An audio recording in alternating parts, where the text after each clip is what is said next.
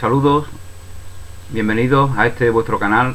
Vamos a comentar hoy, si Dios quiere, algunos de los puntos, algunas de las ideas que se nos comparten en la lección, en el capítulo, 5, en el capítulo 5 de los diálogos de un curso de amor.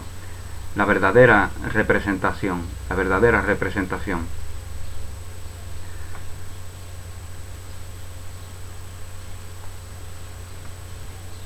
Bueno, durante un curso de amor se nos habló de la imitación que hacemos de la creación. Durante un curso de amor, durante los 32 capítulos, si no me equivoco, del primer libro de esta trilogía, se nos habló de esa imitación que hacemos de la creación. Dios crea en la unidad y nosotros en el mundo, la condición humana, intentando emular a Dios, crea en la separación, crea entre comillas, ¿no? Inventa, fabrica, concibe, porque nunca creamos nada. Solamente, como os comentaba ya en algún vídeo, solamente la maternidad nos da noticia de la creación, porque solamente ahí se crea vida. Fijaos que esto se puede leer desde el ego. El ego te dice que la maternidad es una ilusión. Nos creemos que creamos, pero no es verdad. Y el ego, la mente del ego, la mente limitada, la mente transitoria, la mente que juzga, tiene razón en su realidad, ¿no? El charlatán tiene razón en el absurdo de su ciencia, ¿no? Que decía Nietzsche. El charlatán tiene razón en el absurdo de su ciencia, porque él se inventa los elementos de su propio razonamiento. Con lo cual, eso es como la economía mundial. Los países supuestamente ricos que oprimen a los supuestamente pobres, en ese equilibrio económico, en ese equilibrio financiero, tienen razón porque ellos han creado el sistema de opresión, de empobrecimiento. Por lo tanto, dentro de si nos metemos en su interpretación, vemos que tienen razón. Pero bueno, volviendo a lo que es el capítulo 5, a esa maternidad de la cual estábamos hablando, para poner el ejemplo de cómo crea Dios, pues os hablaba de que la maternidad podemos interpretarla desde la ilusión o podemos interpretarla desde la verdad. Desde la verdad se nos da noticia de cómo crea Dios en la eternidad, compartiendo su naturaleza, compartiendo su vida. Ese nuevo ser es el fruto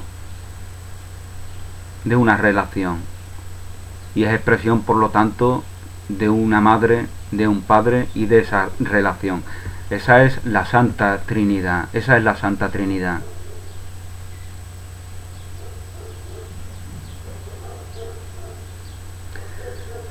Y así nos crea Dios, con la diferencia de que Dios no precisa de intervención ajena, como acontece con la futura madre. Con la futura madre, exceptuando el caso de una Inmaculada Concepción, en el cual sin ningún tipo de intervención se cree la vida, como hace la Virgen María con Jesús, según las tradiciones cristianas.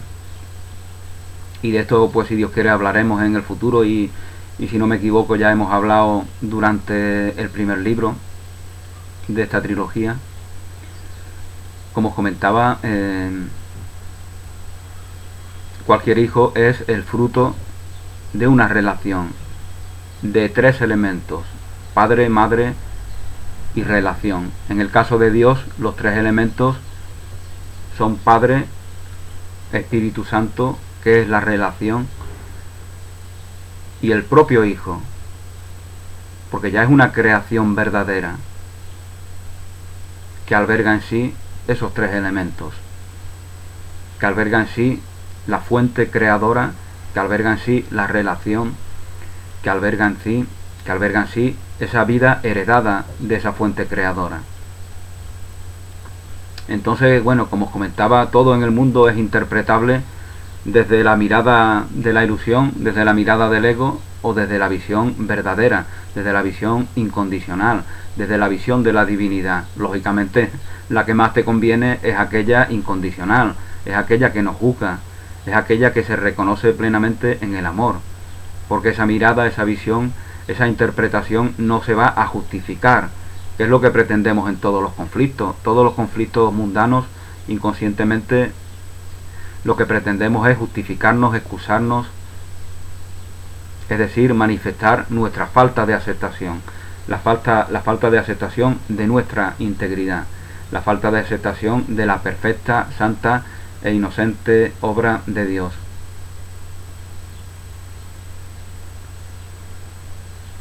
Bueno, pues como se nos comentaba, en un curso de amor se nos habló de la imitación que hacemos de la creación. En nuestras vidas mundanas imitamos la creación, intentando crear sin Dios. Es lo que hacemos en el mundo, en un mundo interpretado sin Dios. Y queremos imitar a Dios, queremos crear. Nuestras creaciones ilusorias dan noticia de nuestra capacidad de crear, paradójicamente. Es como lo que os comentaba en otras ocasiones, nuestra búsqueda del amor, de la felicidad, del placer, del gozo, del poder fuera de nosotros, da noticia de que esos elementos ya están latentes en nosotros y no han sido reconocidos. Porque si los buscamos es que tienen que ver con nosotros. La consecuencia es que otorgamos realidad, verdad, apariencia de verdad a las cosas, ídolos. Una vez que las hemos creado, entre comillas, nos sometemos a ellas, puesto que son nuestra creación, entre comillas. Es lo que hemos fabricado, es lo que hemos inventado, lo hemos hecho nosotros, aunque lo hagamos hecho sin Dios, aunque lo hagamos hecho con la voluntad inconsciente de negar a Dios. Nos sometemos a ella y lo vemos como algo natural. El que no se somete lo etiquetamos de loco, o si no lo etiquetamos de loco, lo aceptamos como un ser folclórico. Es un poco, yo siempre pienso en el mismo ejemplo, ¿no? El man este de Calelle, ¿no? Que le llamaban, me parece, ¿no? Un artista que viene de Alemania, se va a vivir a la Costa da Morte en Galicia, por allá por donde acaba el Camino de Santiago. Pues él coge y se va a vivir allí, a las playas, a las hermosas playas, a los hermosos acantilados de la Costa de la Muerte. Y allí vive casi desnudo, con sus obras de arte. Nos da noticia de que se puede vivir sin tener, sin cumplir con esas supuestas obligaciones que presuntamente tenemos que cumplir. Y a él, pues, ¿qué hace la sociedad con respecto a él? Como este hombre no ataca, no nos señala, no nos critica, pues lo aceptamos como un elemento, le damos palmaditas en el hombro, ¿no? Lo aceptamos como un elemento folclórico del paisaje. No vemos en él una enseñanza, no vemos la enseñanza de que podemos liberarnos de todas nuestras ataduras sociales, porque no somos sociedad, no somos obligaciones que nos impongan desde afuera. Podemos liberarnos plenamente si eso es lo que queremos.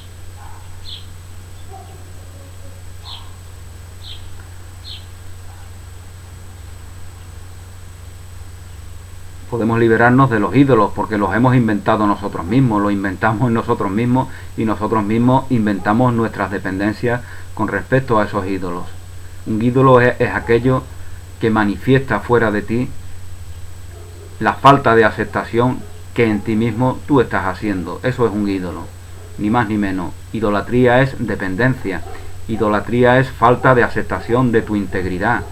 Eso es idolatría, no es ninguna otra cosa.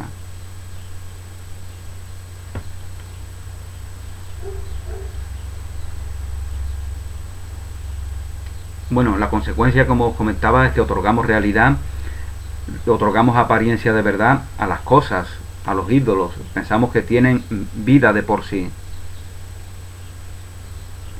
Y le otorgamos significado como le otorgamos al ego el significado de representarnos. Le hemos concedido al ego, a la ilusión del ego, el significado de que nos represente. Y por lo tanto, ya es el ego el que se relaciona con las cosas. No es nuestra integridad el que se relaciona con ellas.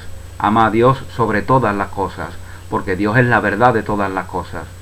Dios es la única verdad de todas las cosas. Las cosas sin Dios no son más que ídolos. Ídolos que se relacionan con lo que creemos ser, con el ego en el cual hemos delegado, del ego.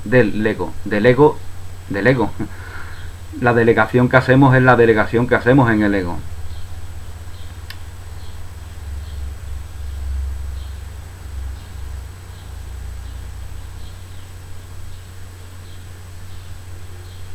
Bueno, pues vamos a ver qué más se nos dice en este quinto capítulo, la verdadera representación. Vamos a leer uno de los párrafos. Lo que estamos haciendo ahora es devolver el mundo a su verdadera representación. Como dijimos en un tratado sobre el yo personal, existe una gran diferencia entre una representación verdadera y una falsa. Existe una gran diferencia entre una verdadera representación y una representación falsa. Existe una gran diferencia entre un espejo que te refleje de manera fidedigna y un espejo que distorsione tu imagen, ¿no? Como los espejos de esta atracción, ¿no?, que hay en los parques de atracciones, ¿no? El laberinto de los espejos, ¿no? Uno te hacen gordo, otro te hacen con la nariz larga, etcétera, etcétera, ¿no? Pues todos ellos, lógicamente, todos esos espejos son muy diferentes de un espejo, del espejo en el cual te miras cada mañana para maquillarte, para afeitarte, y que da un reflejo muy fidedigno de tu aspecto físico. Existe una enorme diferenciación entre una representación verdadera y una falsa. Cuando la representación falsa del yo, del ego, te dirigía al mundo que ves, no cambiaba la verdad, sino que solo creaba la ilusión. La verdad nunca se cambia, se crea una ilusión que nos impide reconocer esa verdad, porque está detrás de esas ilusiones, no porque se esconda la verdad, sino porque nosotros la ocultamos inventando esas ilusiones. Por lo tanto, la verdad todavía se encuentra disponible para que podamos verla. La verdad siempre está disponible. Lo que no está siempre disponible son las ilusiones, porque las ilusiones empiezan y terminan. Las ilusiones nacen y mueren. Por lo tanto, las ilusiones que nos proveen de aparente satisfacción, llega un momento en el que ya no nos proveen de esa satisfacción, puesto que ya no están ahí esas ilusiones. El fin de las ilusiones es terminar. Y empiezan y terminan en el mundo de la ilusión. En el mundo de la verdad siempre está disponible la verdad. La verdad os hará libres, así nos decía Jesús. Aceptándote plenamente en la verdad y aceptando plenamente a la verdad como único condicionante de tu vida, la incondicionalidad de la verdad, entonces las ilusiones lógicamente ya no tienen ascendente sobre ti.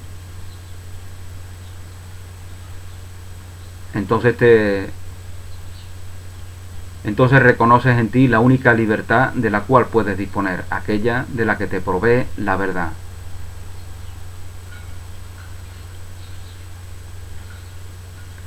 El mundo exterior se creó como una representación verdadera del mundo interior.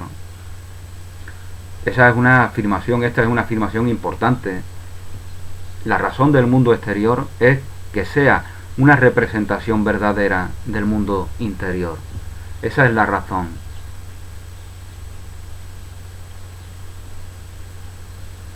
Si vemos ilusiones es porque no estamos viendo la verdadera razón del mundo exterior, el ser una representación verdadera del mundo interior. La forma se creó para mostrar que la unión es el método. La forma se creó para demostrarnos que la unión es el método. Ese es el método. Eso es lo que Descartes debería de haber descubierto cuando nos habla del discurso del método. El método es la unión, la relación gozosa y amorosa que se da eternamente entre todo lo creado. Ese es el método, la unión. Lo vemos incluso en las ilusiones. ¿Qué hacemos en las ilusiones?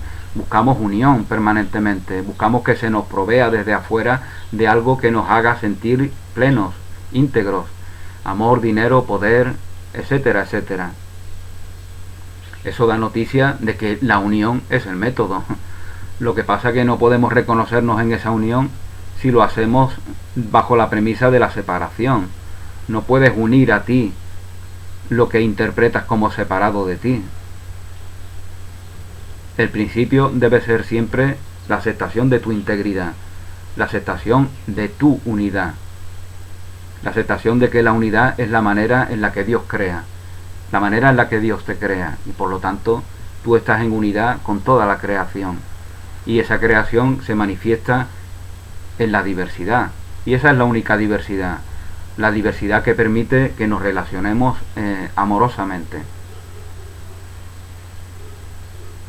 La diversidad basada en la separación es una diversidad ilusoria. Es la diversidad del ego, que quiere hacerte creer que tu vida es verdadera bajo esa premisa, bajo la premisa de esa separación ilusoria, de esa diversidad ilusoria. Entonces te enfocas con los elementos contrarios a los que crees ver en ti. Si te crees rico, te rodeas de pobres, ¿no? Lo vemos en algunos países pobres. Ya aquí, quizás en los que supuestamente son más ricos, esto ya no es normal, ¿no? Pero todavía en países pobres a los ricos les gusta rodearse de personas que vivan en la miseria. Ponen sus mansiones en esos lugares para tener la satisfacción de ver a los pobres, a los mendigos, porque eso les recuerda que ellos son privilegiados, ¿no? Entonces se sienten felices porque están rodeados de personas que viven en la indigencia, que es lo que ellos buscan. Pues lo mismo ocurre con el saber mundano.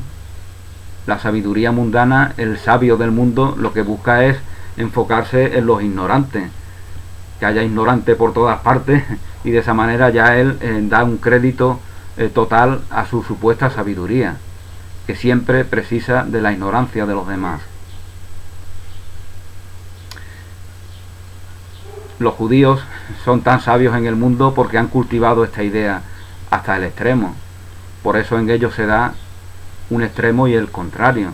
Por eso entre ellos se encarna Jesús, porque ellos eran los que más necesitaban del mensaje amoroso de Jesús, del mensaje de que Dios es amor, es verdad, es bondad, es integridad, es aceptación,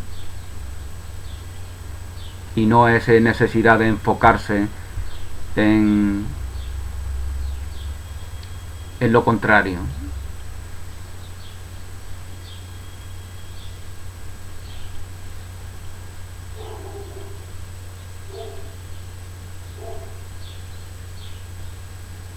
Por eso tenemos esa relación de amor y odio con los judíos, ¿no? Tenemos esa relación de amor y odio porque verdaderamente ellos, como os comentaba, son los que más lejos llegan, o uno de los pueblos que más personajes populares da, ¿no?, en el mundo, ¿no? Einstein es judío, Carlos Marx es judío, Stefan Zweig,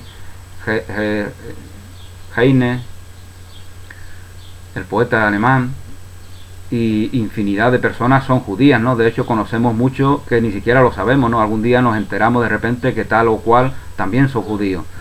El mundo de la fama mundana está llena de judíos por todas partes. ¿Por qué? Porque ellos han cultivado se han enfocado de manera íntegra y plena en el deseo de cultivar esa sabiduría del mundo, y por eso conocen mejor que nadie, los judíos conocen mejor que nadie la condición humana. Ellos tienen un conocimiento preciso de la condición humana, pero la condición humana y el conocimiento de la condición humana, eso no es nada si lo único que hace es negarte la incondicionalidad divina, que es donde está la verdadera sabiduría, es donde está esa sabiduría que no es dependiente. Y por eso os decía que los judíos están en el extremo de la sabiduría y al mismo tiempo están en el extremo de la ignorancia total, porque se están negando el conocimiento verdadero de la incondicionalidad divina. Y por eso nosotros, que nos enfocamos en ello y lo hacemos por algo, tenemos esa relación de amor y odio con los judíos. Lo mismo sucede con la Iglesia Católica aquí en España, ya en un término más regional. Los que critican permanentemente a la Iglesia Católica es porque buscan en esa iglesia una autoridad. Vemos aquí en los periódicos, ahora se tiene un gran afecto por el Papa que está ahora, ¿no? Pero eso con los papas precedentes no pasaba, y permanentemente se les atacaba, ¿no? Quería que esos papas dijeran lo que ellos no iban nunca a decir, y se le daba una importancia que en otros países, que es lo que os iba a comentar, en Inglaterra, en Alemania, en Holanda, ahí no importa lo que diga o deje de decir el Papa, que diga lo que le dé la gana. Si no es mi religión, si no es mi filosofía, ¿qué me importa a mí lo que diga, no? Pero aquí las personas salen a la calle con pancartas contra el Papa, y es lo que yo les digo, ¿para qué hacéis esas manifestaciones? No prestarle atención y ya está. Pero es que ellos siguen comprometidos con esa iglesia jerárquica y quieren que el gran jerarca al cual critican digan lo que ellos quieren que digan. Ellos ven en autoridad en esa iglesia, en esa jerarquía, y eso es lo que les hace enfrentarse a ella. Se enfrentan a ella porque ven autoridad y no dejan de ver autoridad. Los que han dejado de ver la autoridad son los holandeses, los ingleses, los alemanes, que ya os comentaba que les da igual lo que diga ese señor, ¿no? Eso sí que han dejado de ver autoridad, ¿no? Por eso aquí estamos atrasados, porque necesitamos ver autoridad afuera. Eso le acontece a muchos españoles, y mientras sigan viendo las cosas así, pues se están negando los frutos de su propia aceptación, que son muchos. Una vez que se trascienden los complejos, pues aquí hay gente de muchísimo talento, ¿no? Ya lo comentábamos en alguna ocasión. Lo vemos en el deporte. Hace 40 años, cuando el deporte estaba lleno de doping, de dopaje, porque en los años 70 del siglo pasado los países comunistas usaban permanentemente el dopaje para sus deportistas, los países comunistas y los que no son comunistas, los que no eran comunistas. En los años 70 no existía control antidoping, pues en esos años España no se comía nada en el deporte. Ahora que el control contra el dopaje es minucioso, paradójicamente España tiene deportistas de élite en todos los deportes. Eso es consecuencia de cultivar una aceptación, una integridad. Ya ese lloriqueo del perdedor ha sido trascendido, ya esa excusa del perdedor que tiene miedo a ganar ha sido trascendida, y por lo tanto no solamente ganan los españoles, sino que incluso se convierten en maestros de aquellos que son tan inteligentes como para ver maestros en todos los que pueden enseñarle algo. Bueno, pues en otras áreas de la vida mucho más importantes que el deporte, esto también puede darse. No se dará mientras que el complejo, la justificación, la excusa, el lloriqueo sea lo que impere en la vida de estos que buscan autoridad fuera de sí.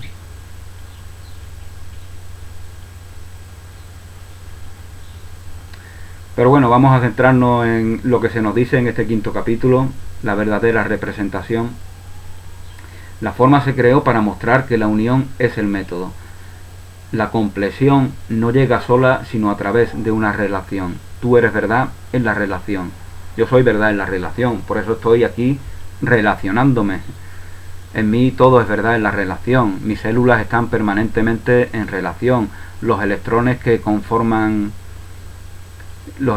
permanentemente danzan en torno a sus núcleos y forman parte de mi realidad atómica, la realidad atómica de mi cuerpo físico, que no es lo que yo soy yo, pero es lo que me representa, como se nos dice en este capítulo. están permanentemente en relación, todo está permanentemente en relación. La relación es una verdad evidente, solamente la aceptación de esta evidencia es lo que puede darse. No se trata de lucubrar, de pensar, de buscar. Habéis visto, estoy ahora viendo unos vídeos sobre la teoría de cuerdas, que están en las últimas décadas, están los físicos investigando. Y veis que ha llegado, se dice en esta teoría que ha llegado un momento en el que se ven, esta teoría se ramifica en 5 teorías distintas. Y entonces los físicos de alguna manera se han detenido en sus investigaciones. ¿Por qué se han detenido? Se han detenido porque para su percepción de la realidad, solo una teoría puede ser cierta. Pero eso acontece en nuestra realidad tridimensional. Trascendiendo esa realidad tridimensional, entonces ya se da la paradoja de que teorías que aparentemente se contradicen son igualmente verdaderas. Por eso yo creo que los físicos del futuro dirán, hay que ver que estos físicos, lo lejos que llegaron y lo tontos, lo torpes que fueron cuando se detuvieron donde se detuvieron. Y es también lo que decimos, por ejemplo, de lo que se suele decir de los evolucionistas del siglo XIX. Avanzaron mucho en sus conocimientos y se detuvieron en un punto determinado porque estaban limitados por sus propios resentimientos, por sus propias limitaciones, por sus propias ideas de venganza. Los evolucionistas estaban en guerra permanente con la religión, con las teorías religiosas, y eso a ellos los limitaba.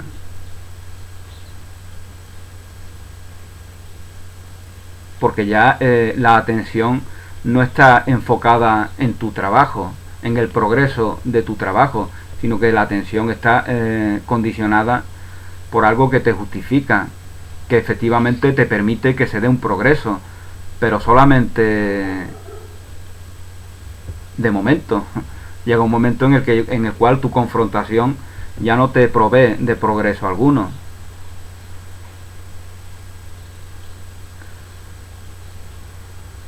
Bueno, pues se nos dice que la comprensión no llega sola, sino a través de una relación. Es decir, un curso de amor, al igual que un curso de milagros, nos anima a reconocernos en la relación, a invertir en la relación. No nos anima a aislarnos en una montaña, en un monasterio, en un desierto, porque no es tiempo de aislarnos. Y aquel que se aísla, aquel que hoy en día se aísla, pues no se aísla verdaderamente. A ese lugar al que vaya lleva consigo la razón, los motivos, los porqués de su propio aislamiento. Es decir, todo lo que le hace aislarse se lo lleva consigo a ese lugar en el cual se aísla. Esto lógicamente no tiene nada que ver con el que uno busque una paz en la soledad, porque eso le resulta gozoso y porque eso entiende él que le va a proveer de un progreso dentro de su camino espiritual. Esto sería algo circunstancial, transitorio. Nos vamos a Japón de viaje, pero luego volvemos, ¿no? Que nos vayamos de viaje a Japón no significa que nos vayamos a quedar en Japón eternamente. Llega un momento en el cual volvemos. Pues así lo es todo. Vamos aquí, allá, acullá. Tenemos las experiencias que nos proveen del aprendizaje que precisemos y luego pues regresamos a donde tengamos que regresar.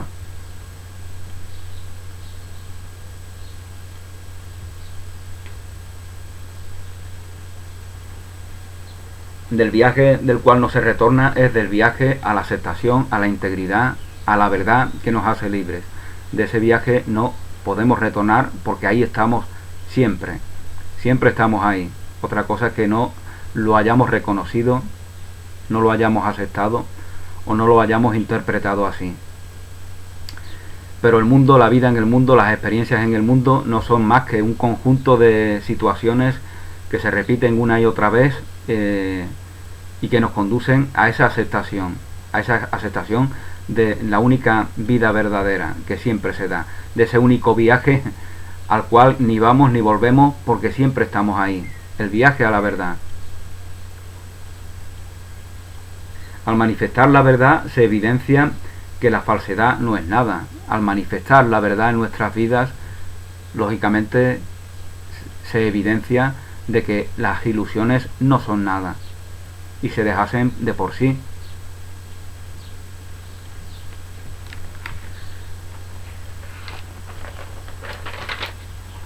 La ilusión es locura. Ya os ponía alguna vez ese ejemplo, ¿no? Es como el que se pasea por el mundo y le pregunta a todo y a todos ¿qué es la voz? ¿Para qué sirve la voz? ¿Para qué sirve la voz? Ese es el gran misterio que yo tengo en mí. Viajo por el mundo preguntándole a todos ¿para qué sirve la voz?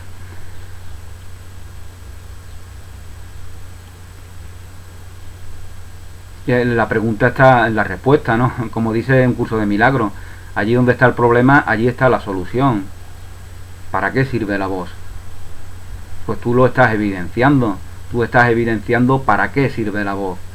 Pues cambia voz por vida y pregúntate para qué sirve la vida. Pues tú lo estás manifestando. Tú estás manifestando para qué sirve la vida. El ego y la falsa representación se deshacen ante la verdad manifestada. El ego y la falsa manifestación y la falsa representación, se deshacen ante la verdad manifestada. Por eso los posesos se retuercen en el ego cuando están ante la inocencia, ante la santidad, ante la pureza de Jesús de Nazaret.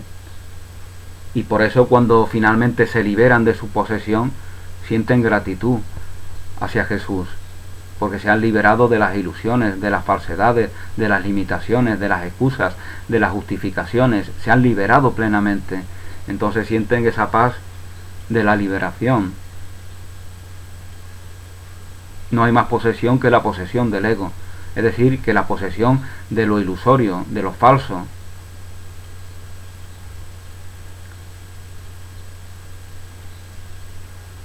La representación de la verdad te devuelve a la realidad de la verdad en la que existes en unión con el resto. Por eso Jesús, que representa la verdad, todos aquellos que se reconocen gracias a su fe, esa fe que los sana, esa fe que los libera, todos aquellos que se reconocen gracias a su fe, en esa luz, en esa santidad, en esa perfección, sanan. Tu fe te ha salvado, ¿no? Fijaos esa mujer enferma que toca las vestiduras de Jesús, ni siquiera está de cara a él. Y Jesús nota cómo la energía ha sido liberada a través del canal que él mismo es. Y entonces se vuelve y le dice a la mujer que ha sanado que tu fe te ha salvado, tu fe te ha salvado. La fe falsa de otros que no tienen esa fe, solamente pueden ver unas prendas en las vestiduras de Jesús, unos trapos, unos trapos. Tú tocas a Jesús sin fe y lo que tocas son unos trapos que no te dicen nada, ¿no? Entonces te ríes cínicamente de los locos que hay por ahí siguiéndole. Eso es lo que vemos también en el mundo, ¿no? El cinismo como única alternativa para aquel que se llama agnóstico. Fijaos qué curiosa expresión, ¿no? Agnóstico, gnosis es conocimiento, por lo tanto agnóstico es aquel que no tiene conocimiento, ¿no? Sinceridad tiene, desde luego, ¿no? Los gnósticos serán los que tienen que ver con el conocimiento, ¿no? Y los agnósticos pues tendrán que ver con los que no tienen conocimiento. Pues si no tienen conocimiento, ¿de qué nos quieren convencer? ¿Qué conocimiento, qué sabiduría quieren compartir si no tienen ningún conocimiento? Que se relajen, que disfruten y que aprendan de aquellos que a lo mejor tienen algún conocimiento, ¿no? Digo yo, ¿no?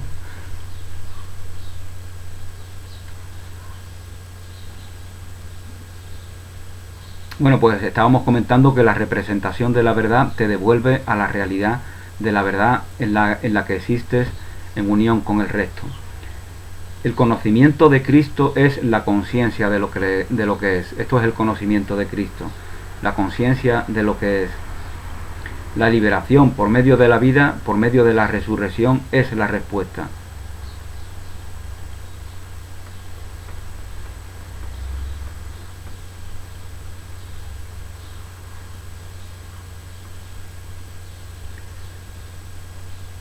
Que el diálogo de hoy, que te invito a leer, a estudiar, a trabajar con él, a compartir en la medida en la que tú puedas, sepas y quieras compartirlo, porque todo lo que aprendemos lo aprendemos porque lo enseñamos al mismo tiempo. Enseñamos lo que estamos aprendiendo, compartimos aquello que tiene un valor para nosotros. No hace falta que seamos específicos, concretos.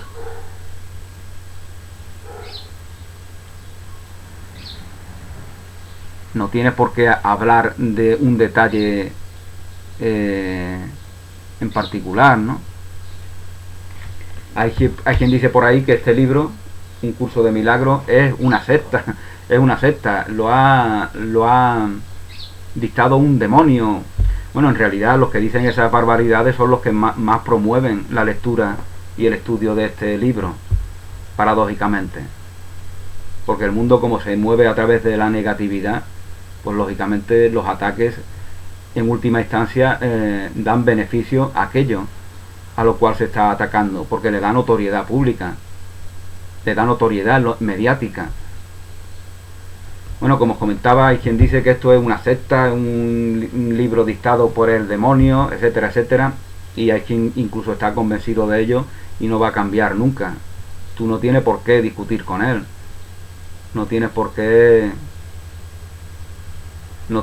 hablar de un curso de milagro, de un curso de amor. No tienes por qué hablar de ideas específicas, concretas, que no van a poder ser aceptadas ni comprendidas por aquellos que te escuchan.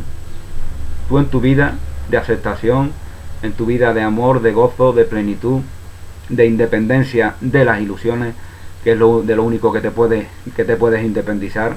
De la verdad no puedes independizarte, de Dios no puedes divorciarte. Tú en tu vida, pues de manera natural, compartes esos nuevos elementos, esos nuevos condicionantes, esos nuevos determinantes que permiten que tu vida ya sea más gozosa, más plena, y no tienes por qué reprocharle nada a nadie, porque cada uno está en su propio proceso, en sus propias experiencias, y más bien lo que tienes que hacer es ver qué se te está proveyendo desde esas personas que a ti te parece que se equivocan, que a ti te parece que se maltratan a sí mismos. ¿Qué información sobre ti te está permitiendo que esas relaciones que tú tienes con esas personas se te sea facilitada? Que el diálogo de hoy, nos dice Jesús, sirva como última llamada.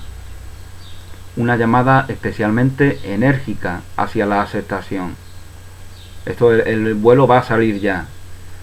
Pues ya, lógicamente, la azafata incluso está mosqueada, ¿no? Porque no nos hemos presentado, nos hemos despistado por las tiendas. Entonces, aún tenemos posibilidad de coger el vuelo. Aún tenemos opción a que se dé esa aceptación plena de la verdad en nosotros. Contempla la importancia de esta aceptación para todo lo que ha de venir. Deja de dudar. Toda duda es duda sobre ti mismo. Permite que tu deseo sobrepase tu temor, que tu voluntad de hacer, que tu voluntad de compartir, que tu voluntad de reír, de gozar, de disfrutar, de crear, de amar, siempre esté por encima de esos ecos del miedo, de la limitación, de la justificación, de la dependencia, de esos ecos con los cuales aún convivimos. Pero si tu deseo, con mayúsculas, está por encima de esos ecos, de esas reminiscencias, no te van a retener. No sigas esperando una llamada mayor antes de que aceptes la llamada que ya ha sonado en tu corazón. Que este sea el día de tu rendición final. Que este sea el día de tu rendición final, es decir, de la rendición de aquello que crees ser, pero que no eres verdaderamente.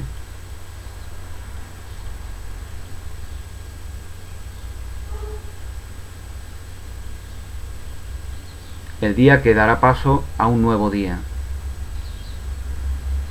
Bueno, pues en el próximo capítulo, si Dios quiere, entraremos en el apartado titulado como Descubrimiento, en el cual está el capítulo 6, el cuerpo y la elevación de la forma. El cuerpo y la elevación de la forma.